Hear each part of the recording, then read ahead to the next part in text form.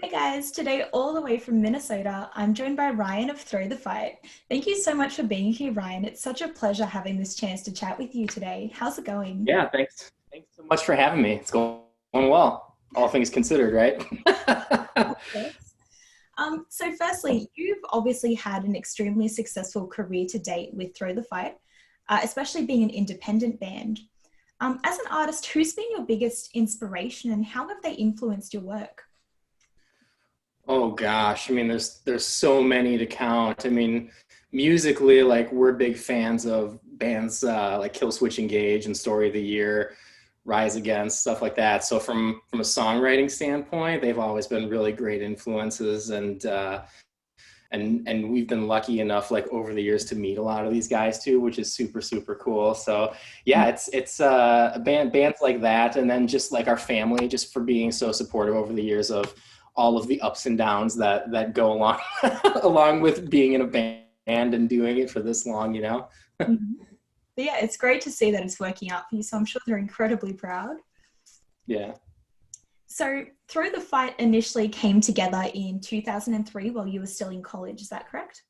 Yep, that's correct. Can you tell me a bit more about how this journey got started then? Yeah. Let's see. I started in college in 2003. I just started jamming with a bunch of buddies, that were friends at the time. They were playing in other bands, and we would do a lot of shows together, just playing really tiny, like basement bars and house parties and stuff like that. And then their other bands ended for whatever reason, and we decided to join Throw the Fight. Mhm. Fast forward 17 years later, I'm the only original member that's still in the band. We've had a fair share of lineup changes over the years, but it's just started, the same way that most bands do, just playing, tiny bars and playing in a small circuit and then just kind of expanding and growing from there. Yeah, just working your way up. Pretty Did you much. ever did you ever expect to be where you are today then? No, not at all. I mean, if on the big scheme of things, like we're a small fish in a very big pond, but if someone would have said to me back then that you would still be doing this almost 20 years later, I would have told them they were crazy. But here we are. We still love doing it, and we still love putting out music and playing shows whenever that becomes a thing again. But yeah, I think it's just more about, for us at this point, we're all pushing 40. We've all got kids and families and things, so it's more about like just building a music career on your own terms. You don't have to do all of the things. You have to do the things that make sense for you, and only pursue the opportunities that make sense for you at this point. Yeah, exactly. So I know you've frequently mentioned how Throw the Fight has become an inseparable part of your identity. But did you ever have a backup plan for if it hadn't taken off, or was there ever another career path you were originally planning to pursue? For sure. Yeah, I'm actually still doing that career. My background is graphic design and web design, so I run my own design agency and consultancy too. So, I Okay. mean, which works really well with the band, because as long as I've got my laptop and a Wi-Fi connection, I can work from pretty much anywhere. So, if we're out playing shows or on the road, I'll always be working too. So it's really, for me, like art and design have always gone, or I should say, art and music have always gone kind of hand in hand. So Yeah. yeah, so it was never really about like doing one or the other. It was always about just finding a way to make all of it work and fit in the lifestyle. Well, it's super convenient that obviously your career path is like super flexible with your work and that you are able to do both. Yeah, Um, totally. I mean, back early on, like after college, I was working in ad agencies and, mhm. like in-house marketing departments for businesses, and we would work our touring schedule around like our vacation time and stuff like that. So I've always been lucky that I've had employers over the years that understood the band dynamic too, and were flexible with vacation time when it needed to be. But I've been doing my own thing for probably 10 years at this point. So it's just, I don't know that I could go back to being someone else's employee at this point. Like, it's just, I just like doing my own thing too much. Yeah, of course. Well, it's great to see how far you guys have come and what you've managed to create for yourselves so far. That's definitely something to be incredibly proud of. So first, Thank you. congratulations. Appreciate it. So as a band, what would you say has been your biggest success to date? Maybe it's a venue you've performed at or someone you've had the chance to work with, anything at all. Yeah, it's probably a combination of a couple of those things. The last couple albums we did with Carson Slovak and Grant McFarland, Mm-hmm. they've done, a lot of the Polaris records and August Burns Red, a lot of heavy stuff. So we really like working with those guys. They're fantastic producers. Got to work with John Feldman. He's a fantastic producer. Toured with Bullet for My Valentine and Black Veil Brides. That's probably the biggest tour that we've done to date. The biggest show was probably playing an 8,000 person arena with Avenged Sevenfold many years ago. Mm-hmm. But those are definitely like the highlights that stick out to me for sure. Okay. And as an independent music group specifically, what's one piece of advice you would give to smaller artists trying to make a career in the industry? Sure. Yeah. I mean, these days, you really have to be out there building an audience for yourself. And, it's more of like owning your data. Like, it sounds really nerdy to talk about that, but you really have to focus on like the platforms that you own, your email list, your website, and use social media less and, use it more as a tool to like pull your ideal audience off of social and onto the platforms that you actually own. I think a lot of artists rely too heavily on social media, and we kind of, you're kind of at the mercy of an algorithm, and, these platforms come and go all the time, so the one thing that's stuck for us over the years is just relying on building a relationship through email and through the platforms that we actually own and control. So that's one thing. And two, I would say just don't sign your rights away, ever. I mean, if you ever get a chance to do a label deal or anything like that, like structure it like a licensing deal where, you license your rights over for a period of time. And then when that license period expires, then you own your masters again and you can start making the money off of that. So that's really been key for us. All the record deals we've done over the years were licensing deals. They were very artist friendly, and now that we own a lot of those masters again, we're able to, kind of push our career forward and keep putting money back into the band that way too. So that's key. Yeah, so I did read a previous interview of yours where you talked about how Spotify is obviously helping bring in a lot of income now that you have those rights. So Yeah, for sure. Definitely something important to remember. Yeah, totally. And it's that, and it's just working on your craft too, it's songwriting. I mean, and it's playing live. I mean, that stuff is always going to be at the core of it, right?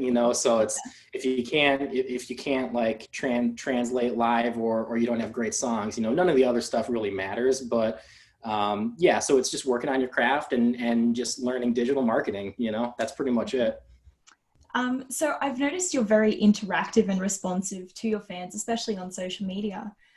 That's surely a lot of work to keep up with, but in your own words, why do you think this connection with your fan base is so important? Well, I mean, if you don't have fans, you don't really have anything, right? They kind of drive everything forward for you. So for us, I think there's just, in this day and age, like people they're numb to like, all the spam that bands kick out there, all the automated responses and replies, all the bots, like people can see right through that stuff and it doesn't work. So like, if you're a band out there doing that stuff, you need to quit it like right now. I mean, because no one likes that shit, but you have to, for us, it's just like being genuine, like just trying to like engage with people and have a dialogue. That's really it. We do like, we use certain tools to like drill down and find like our like ideal audience, like people who we think, that would be into our music. And then it's just a matter of like having a conversation with those people and, getting them onto our email list and then hopefully meeting them down the road at a show when we're on tour or something like that. Mm-hmm. So leading into the next question, I know Cade, the lead vocalist of Throw the Fight, recently claimed that your latest album, Settle Your Sins, is the best collection of songs you guys have released to date. Obviously, it's a bit more difficult at the current time, but once restrictions ease up, are there any plans for an album tour? Yeah, absolutely. The funny thing is we came into 2020 like hoping to do 50 to 75 dates this year. Okay. And we're going to end this year playing one show, so we played one show in January, and then with the pandemic, like that just put it killed all of that stuff. But we are planning on going over to the UK next year. Yeah. So our booking agent over there is working on that right now, which will hopefully be in October of next year. Okay. And then, at this point, we're just looking at like 2021 and trying to put dates together for 2021, couple festival dates and smaller tours and things like that. It's hard to say at this point, because Mm-hmm. it's all kind of up in the air at this point, but we're kind of, since touring is off the table, we're just focusing on writing and recording more music and going back into the studio. So we're in the studio right now, working on an acoustic EP right now. Okay, can't That's wait kind for of the that next then. project. Yeah. So do you have a favorite city to tour or a country you'd love to perform in?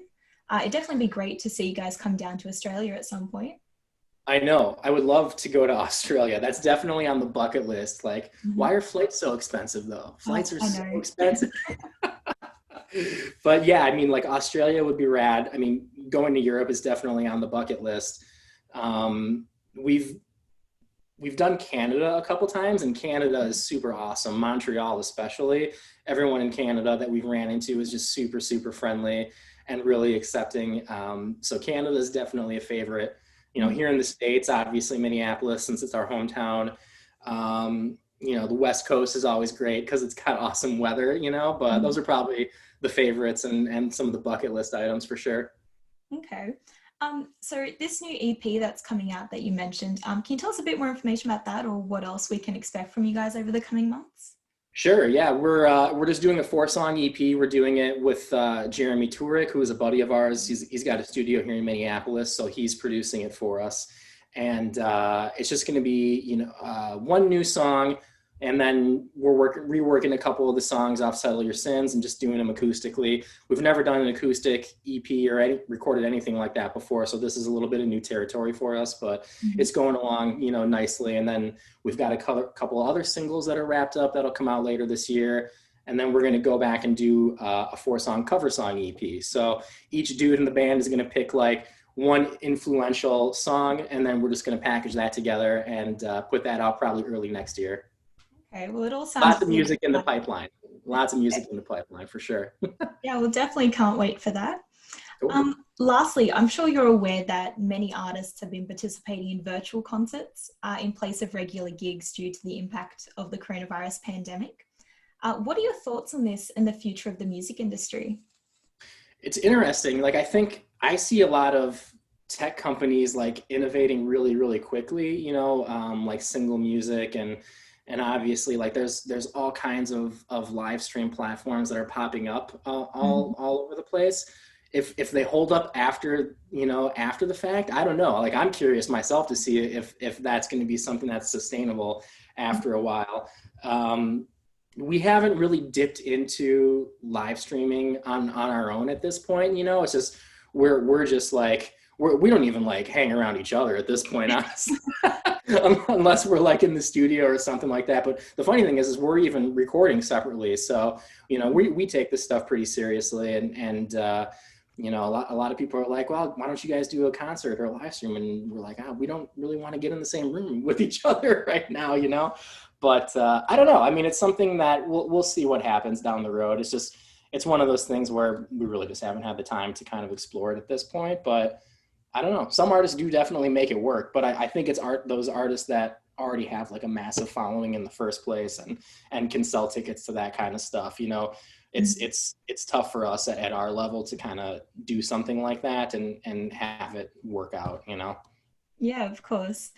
Unfortunately, that does bring us to the end of the interview today, but thank you so much for your time, Ryan. It's been such a pleasure chatting, and I can't Yeah. wait to see what you guys bring out next, so the EPs and singles that are on the way. Awesome. Thanks so much for having me. I appreciate it. Yeah, all good. So to everyone watching, be sure to stream Throw the Fight's latest album, Settle Your Sins, on all major streaming platforms, and like and subscribe to be kept up to date with the latest. I'll see you next week. Bye.